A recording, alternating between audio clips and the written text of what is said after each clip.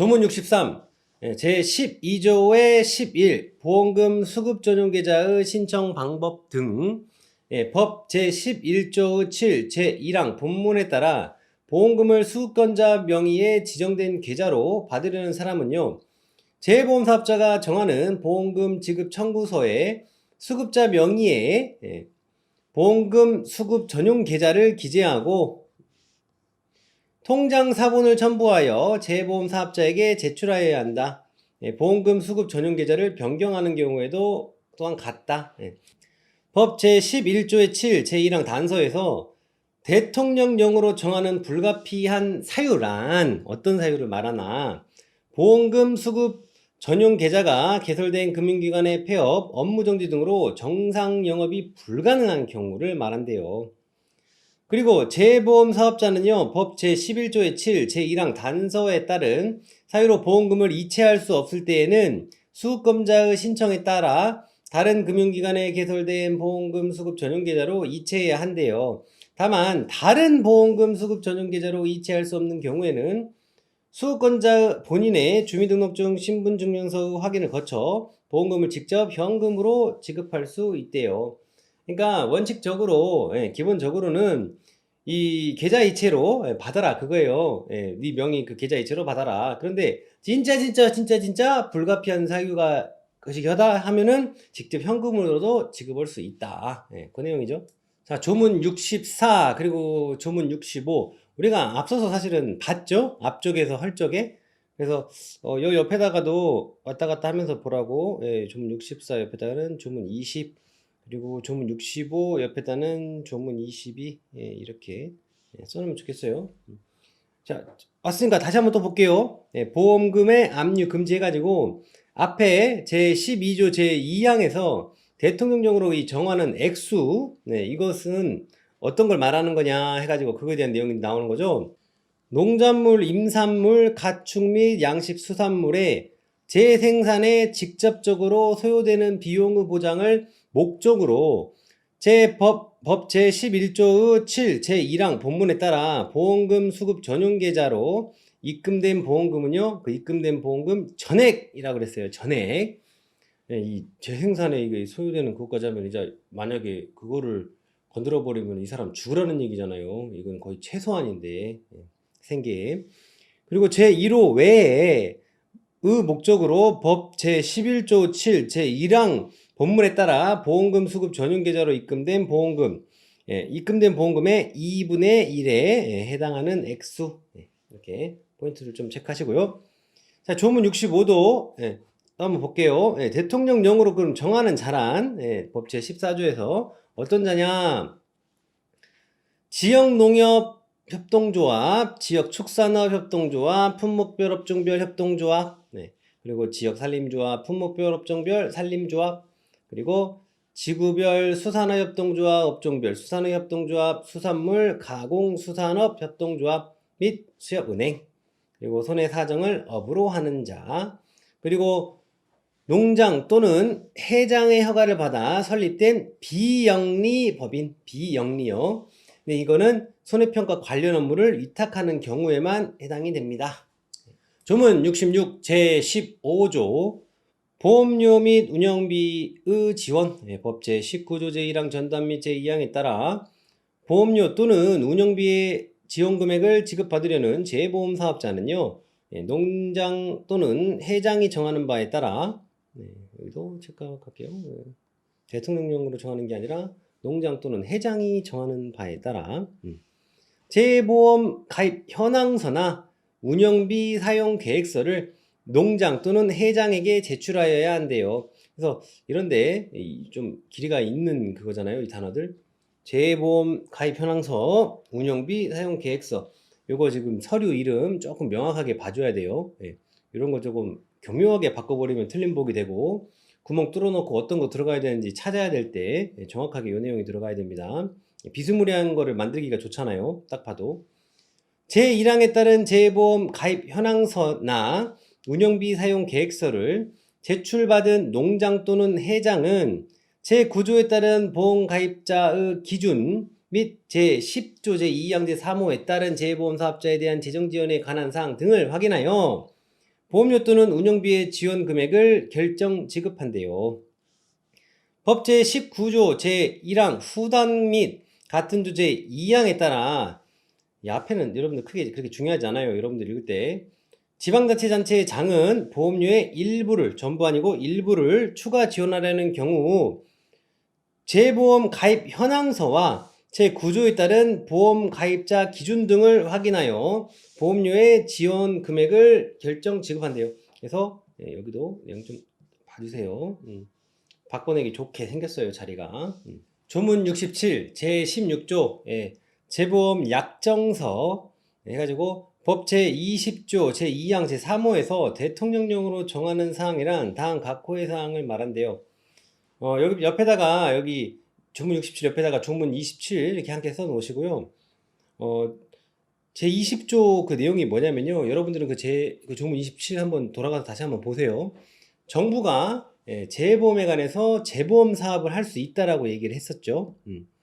그리고 그러면 의해서 농장하고 해장이 그 재보험에 가입하려는 재보험 사업자하고 그 재보험 약정을 체결해야 된다라고 했는데 거기에 포함되어야 하는 사항으로 해가지고 세 가지를 언급했어요. 첫 번째 나왔던 게 재보험 사업자가 정부에다가 그 재보험 사업을 하는 정부에 내야 될 보험료, 보험료 얘기 있었고, 두 번째가 일이 벌어졌을 때 이제 재보험 사업을 하는 정부가 그 재보험 사업자한테 지급해야 할 보험금 이야기가 있었고, 그리고 세 번째로 이제 이 내용이 있었어요. 제3호. 그 밖에 재보험 수수료 등 재보험 약정에 관한 것으로서 대통령령으로 정하는 사항 이랬거든요. 그러니까 여기서 말하는 대통령령으로 정하는 사항이란 요거를 말한다 라고 지금 얘기를 하는 거예요. 그래서 어떠한 내용들이 있냐면요. 재보험 수수료에 관한 사항, 그리고 재보험 약정 기간에 관한 사항, 그리고 재보험 책임 범위에 관한 사항, 그리고 재보험 약정의 변경, 해지 등에 관한 사항, 그리고 재보험 지급 및 분쟁에 관한 사항, 그리고 그 밖에 재보험의 운영 관리에 관한 사항. 그래서 이러한 내용들을 말한대요. 여기서 대통령령으로 정하는 것이란. 근데 이제 이 내용들은 우리가 그냥 쭉 읽었을 때는 뭐 요건 당연히 포함되어야 될 것 같네. 납득이 되는 내용들이죠. 그래서 조금 익숙하게 이렇게 좀 보심으로써 문제에서 엉뚱깽뚱한 틀린 거를 넣었을 때 우리가 딱 분별해낼 수 있는 능력을 기르시면 됩니다. 자, 조문 68 제17조 기금 계정의 설치에 관한 내용이네요. 누가 주최해요? 농장이요. 어떻게요? 해양수산부 장관과 협의해가지고요. 왜요? 법 제21조에 따른 농업재보험기금의 수익과 지출을 명확하게 하기 위해서요. 무엇을요? 한국은행에 기금계정을 설치하여야 한대요. 자, 조문 69 제18조 기금의 관리 운용에 관한 사무의 위탁. 여기도 별표를 하나 치겠습니다. 시험에 잘 나옵니다. 농장은요.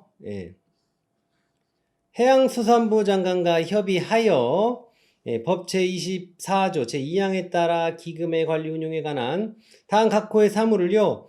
농업, 농촌 및 식품산업기본법 제63조 2에 따라 설립된 농업정책보험금융원에 위탁한대요. 우리가 농금원이라고 부르는 곳이죠. 그래서 어떤 내용들인가 봤더니요. 기금의 관리 운용에 관한 회계 업무, 그리고 재보험료를 납입받는 업무, 그리고 재보험금을 지급하는 업무, 그리고 여유자금의 운용 업무, 그리고 그 밖에 이렇게 하는데요. 그 밖에 이제 해당하는 것들이 기금의 관리 운용에 관하여 농장이 회장과 협의를 거쳐 지정하고 고시하는 업무예요. 그래서 참 많은 업무를 농업정책보험금융원에 위탁을 하죠. 여러분들이 만약에 문제를 출제하는 사람이라 그러면 이런 개수가 이렇게 다 이렇게 여유 있게 나오는 것들 조금 다른 틀린 보기를 하나 넣는다든지 여유가 있으니까 하나를 워딩을 바꿔가지고 좀 딱 문제를 내기가 출제원들이 그냥 지나치기 좀 쉽지 않은 그런 자리죠. 느낌적인 느낌 자체도. 제1항에 따라 기금의 관리 운영을 위탁받은 농금원은요. 기금 후 관리 및 운용을 명확하게 하기 위해서 다른 회계와 구분하여 회계 처리하여야 합니다. 제1항 각 호의 사무 처리에 드는 경비는요, 기금의 부담으로 합니다. 조문 70 제19조 기금의 결산.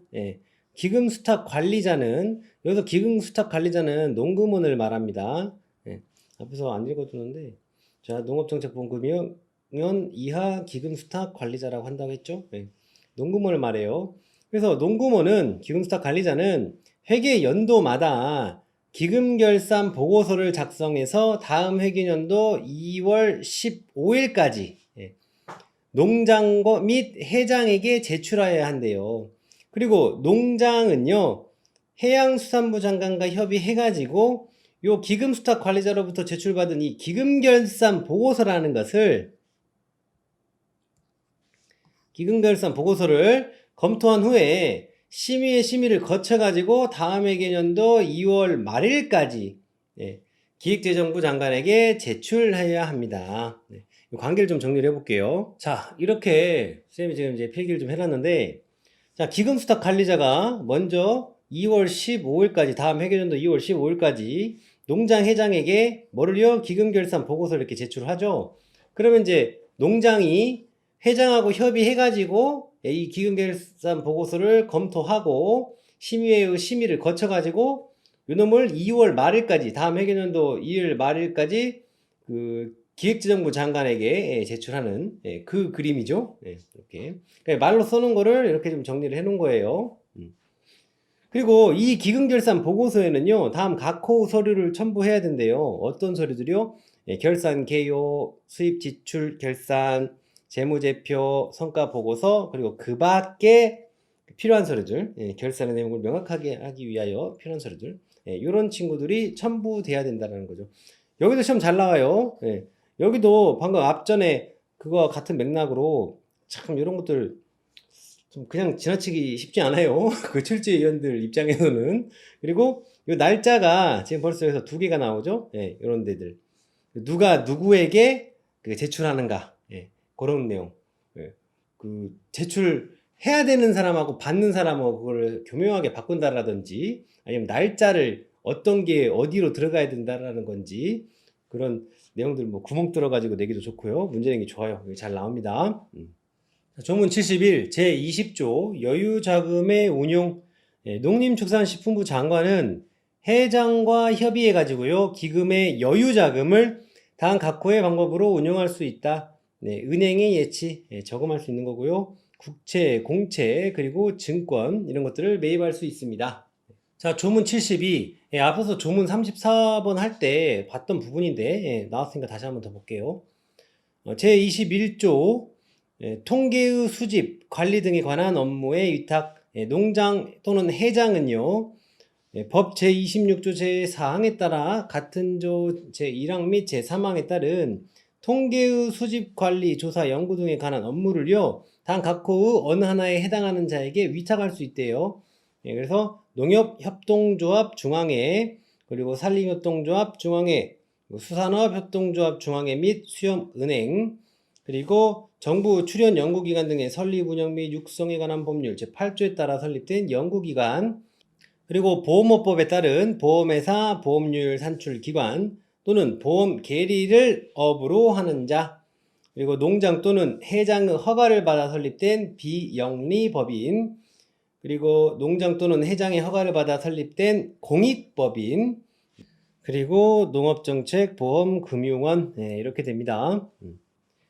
그래서 농림축산식품부 장관 또는 해양수산부 장관은요, 이 제1항에 따라서 업무를 위탁한 때에는 위탁받은 자 및 위탁 업무의 내용 등을 고시하여야 합니다. 고시하여야 합니다. 조문 73 제22조 시범사업 실시. 재보험사업자는 법 제27조 제1항에 따른 시범사업을 하려면 다음 각 호의 사항이 포함된 사업계획서를 누구에게? 농장 또는 회장에게 제출하고 협의하여야 한대요. 누가 누구에게요? 재보험 사업자가 농장 또는 회장에게 무엇을요? 사업 계획서를요. 근데 이제 사업 계획서는 어떤 내용들이 들어가야 돼요? 예, 이런 내용들이 들어가야 돼요. 대상 목적물, 사업 지역 및 사업 기간에 관한 사항, 그리고 보험 상품에 관한 사항, 그리고 정부의 재정 지원에 관한 사항, 그리고 그 밖에 농장 또는 회장이 필요하다고 인정하는 사항, 예, 이 내용들이 사업 계획서에 이렇게 포함이 되어야 되는 내용들입니다. 재보험 사업자는 시범 사업이 끝나면 지체 없이 다음 각호의 사항이 포함된 사업 결과 보고서를 작성하여 농장 또는 회장에게 제출하여야 합니다. 누가 누구에게요? 재보험 사업자가 농장 또는 회장에게요. 언제요? 시범 사업 끝나면 지체 없이요. 무엇을요? 사업 결과 보고서를요. 그래서 앞서서는 사업 계획서였고 시험 사업 이제 하려면 내야 되는 게 사업 계획서, 시범 사업 끝나면 내야 되는 게 이제 했으면 결과 보고 해야 되겠죠. 그래서 그때 내는 게 사업 결과 보고서입니다. 그래서 사업 결과 보고서에 포함되어야 되는 내용들은 이런 내용들이에요. 보험계약사항, 보험금 지급 등 전반적인 사업운영 실적에 관한 사항, 그리고 사업운영 과정에서 나타난 문제점 및 제도 개선에 관한 사항, 그리고 사업의 중단, 연장 및 확대 등에 관한 사항. 그래서 각각 사업계획서는 사업계획서에 포함될 내용들로, 그리고 사업결과 보고서는 사업결과 보고서에 포함되는 내용들도 이렇게 따로따로 이렇게 좀 봐주셔야 돼요. 농림축산식품부 장관 또는 해양수산부 장관은요, 제2항에 따른 사업결과 보고서를 받으면 그 사업 결과를 바탕으로 신규 보험상품의 도입 가능성 등을 검토 평가해야 한다. 누가요? 농장 또는 회장이요. 조문 74 제22조의 2 보험가입 촉진 계획의 제출 등 법 제28조의 2 제1항에 따른 보험가입 촉진 계획에는 다음 각호의 사항이 포함되어야 한대요. 어떤 것들이 포함이 돼요? 전년도의 성과 분석 및 해당 연도의 사업 계획, 그리고 해당 연도의 보험상품 운영 계획, 그리고 농업 재보험 교육 및 홍보 계획, 보험상품의 개선 개발 계획, 그리고 그 밖에 농업 재보험 가입 촉진을 위하여 필요한 사항, 이 내용들이 포함이 되어야 된대요. 근데 이제 여기서도 법 제28조의 2 제1항이 나오고 바로 2항에도 그 내용이 나와요. 법 제28조의 2의 그 제1항 우리 같이 다 봤었던 내용들인데 해당 내용이 뭐였었어요? 재보험 사업자는 농업 재보험 가입 촉진을 위해서 보험 가입 촉진 계획을요 매년 수립해서요 농장 또는 회장에게 제출하여야 한다라는 내용이었었어요. 그죠? 그래서 여기서 말하는 것은 여기서 말하는 보험 가입 촉진 계획에 이런 내용들이 포함이 되어야 한다. 그리고 여기서 이제 매년이라고만 얘기를 했는데 뒤에 내용들 보면은 또 재보험 사업자는 법 제28조 2 제1항 여기 이 법 내용들에 따라서 수립한 보험가입 촉진 계획을요 해당 연도에 1월 31일까지 농장 또는 회장에게 제출하여야 한다. 그래서 여기가 지금 포인트가 하나 더 나온 거예요. 해당 연도 1월 31일까지 좀 체크해 주세요. 조문 75 제22조의 3 고유 식별 정보의 처리. 재보험 사업자는 법 제7조에 따른 재보험 가입자 자격 확인에 관한 사무를 수행하기 위하여 불가피한 경우 개인정보보호법 시행령 제19조 제1호에 따른 주민번호가 포함된 자료를 처리할 수 있대요. 누가요? 재보험 사업자가요. 그리고 재보험 사업자는 상법 제639조에 따른 타인을 위한 보험계약의 체결, 유지, 관리, 보험금의 지급 등에 관한 사무를 수행하기 위해서 불가피한 경우 역시 주민번호가 포함된 자료를 처리할 수 있대요. 그래서 재보험 사업자는 재보험 가입 자격 확인할 때나 내지는 이게 이제 타인을 위한 보험인데 타인을 위한 보험계약의 체결, 유지, 관리, 보험금의 지급 등에 관한 사무를 수행하기 위해서 불가피한 경우에는 이 주민번호가 포함된 자료를 처리할 수 있다. 그래서 조금 1항, 2항 같이 이렇게 보시고 또 농장은요, 농림축산식품부 장관은요, 다음 각호의 사무를 수행하기 위하여 불가피한 경우에 역시 주민번호가 포함된 자료를 처리할 수 있대요. 어떤 사무들인지 볼게요. 손해평가사 자격시험에 관한 사무, 그리고 손해평가사의 자격 취소에 관한 사무, 그리고 손해평가사의 감독에 관한 사무, 그리고 재해보험 사업의 관리 감독에 관한 사무, 이것들을 위해서 불가피한 경우에 주민등록번호가 포함된 자료를 처리할 수 있습니다. 그래서 재해보험 사업자가 주민등록번호가 포함된 자료를 처리할 수 있는 경우 이렇게 재해보험 가입자 자격 확인, 그리고 타인을 위한 보험계약 체결, 유지, 관리, 보험금 지급 등에 관한 사무, 이런 것들 할 적에 불가피할 경우에 주민등록번호 포함된 자료 처리할 수 있고요. 그리고 또 농장이, 농림축산식품부 장관이 요 사무들 할 적에 주민등록번호 불가피한 경우에 주민등록번호가 포함된 자료를 처리할 수 있습니다. 이 내용 잡으시면 돼요. 자, 조문 76 제22조에서 규제의 재검토. 농장 또는 해장은요, 제12조 및 별표 2에 따른 손해평가인의 자격요건에 대해서요, 2018년 1월 1일을 기준으로 3년마다 그 타당성을 검토하여 개선 등의 조치를 하여야 합니다. 조문 77 제23조 과태료의 부과 기준, 법 제32조 제1항부터 제3항까지의 규정에 따른 과태료의 부과 기준은요, 별표 3과 같대요. 그래서 여기 내용이 나오는데요. 일반 기준, 그래서 농장, 그리고 해장 또는 금융위원회는 위반의 정도, 위반 횟수, 위반 행위의 동기와 그 결과 등을 고려하여 개별 기준에 따른 해당 과태료 금액을요, 2분의 1 범위에서 줄이거나 늘릴 수 있대요. 그러니까 깎아주거나 더 가중처벌, 경감하거나 가중처벌할 수 있다는 거죠. 다만 늘리는 경우에도요, 상한을 초과할 수는 없다라고 그랬죠. 그래서 앞쪽보다는 뒤쪽이 개별 기준 쪽이 더 중요하거든요. 근데 이제 이쪽 내용들은 사실 우리가 좀 봤던 내용들이에요. 그래서 이제 보면은 뭐 과태료 1,000만 원, 500만 원, 300만 원, 뭐 200만 원 이렇게 쭉 있는데, 이거를 이제 제가 추천드리는 방법은 그 기준을 하나 잡는 거예요. 300만 원이 많죠. 많은 걸 기준으로 잡아보세요. 300만 원. 그래 놓고 이거를 기준으로 그 이하인지 위인지를 좀 개념을 좀 생각을 하면서 그 금액을 보면은 좀 도움이 되거든요. 기억하는데. 그래서 300만 원짜리를 먼저 봐볼게요. 300만 원짜리. 앞선 이 내용들을 위반하여 보험계약의 체결 또는 모집에 관한 금지 행위를 한 경우 300만 원이에요. 과태료로.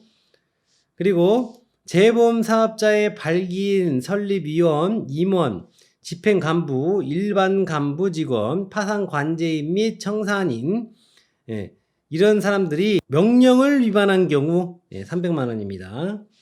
그리고 보고 또는 관계 서류 제출을 하지 아니하거나 보고 또는 관계 서류 제출을 거짓으로 한 경우, 하지 아니하거나 거짓으로 한 경우 300만 원입니다. 그러니까 얘네들이 300만 원이라는 거예요. 그리고 이제 얘 밑으로 보게 되면은 재보험 사업자의 발기인, 설립위원, 임원, 집행간부, 일반 간부 직원, 파산 관제인 및 청산인, 이들이 검사를 거부, 방해 또는 기피한 경우에는 200만 원입니다. 500만 원짜리 한번 올라가 볼게요.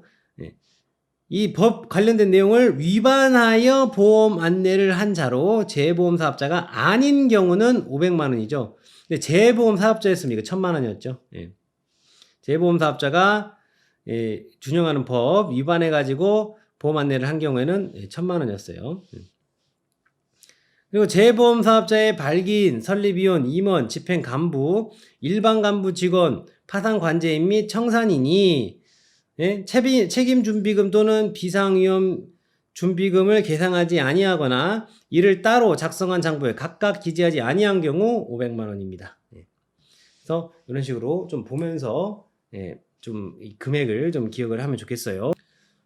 근데 이제 앞에서는 우리가 본 법에서는 뭐 500만 원 이하의 과태료를 부과한다라고 뭉뚱그려서 얘기를 했던 부분들을 여기는 지금 시행령이기 때문에 구체적으로 이제 얼마다고 딱 금액을 딱 줬죠. 300만 원, 300만 원, 500만 원, 200만 원 이런 식으로요.